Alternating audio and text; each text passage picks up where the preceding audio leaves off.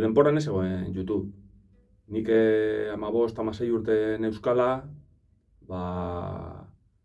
orduan gitarra elektriko ikesten hasi nintzen, da gogoratzen ez, nik uste dut Zutagarren Eibarreko kontzertua ikusita, galdetzen otxela orduan irakasleari, Zutagarrekoa zelan egiten dago hori holan, ez dakiz ere eskuekaz holan, ez dakiz ere. Da orduan erakutsi eusten, hori ikusiko dozuen Van Halenen tapin bat.